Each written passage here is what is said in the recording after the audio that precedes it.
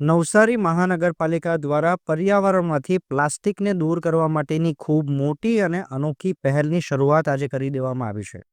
આજરોજ નવસારી મહાનગરપાલિકા ખાતે મહિલા દ્વારા થેલીઓનું સર્જન કરવામાં આવી રહ્યું છે અને આ તમામ થેલી નાગરિકો પાસે બચેલા વસ્ત્રોમાંથી ઊભી કરવામાં આવી છે. પર્યાવરણને બચાવવા માટે આ નવસારી મહાનગરપાલિકાની મુહિમ ખરેખર અવ્વલ દરજાની ગણી શકાય છે. પ્લાસ્ટિક એવું સામગ્રી છે જેનો નાશ કોઈ દિવસ થતો નથી અને પ્લાસ્ટિકનો નાશ કરવો એ લગભગ સંભવ નથી.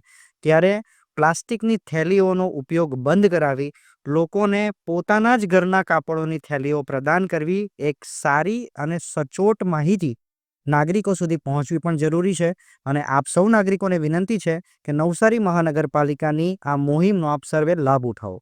31 ઓક્ટોબર સુધી આ મુહિમ ચાલનાર છે. દર ગુરુવારે અને શુક્રવારે સખી મંડળની બહેનો દ્વારા આ તમામ જે કામો છે તે કરવામાં આવશે અને નવસારીના તમામ સિવિક સેન્ટરો ઉપર પણ આ પ્રાધાન્ય તમે પ્રાપ્ત કરી શકો છો. પ્લાસ્ટિક વાપરવું જ નહીં જોઈએ, તો બી છતાં લોકો પ્લાસ્ટિક વાપરતા છે.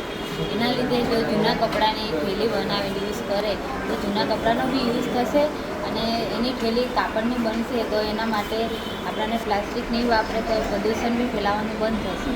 તો બને તો લગીન પ્લાસ્ટિક ન વાપરો તો સારું માટે.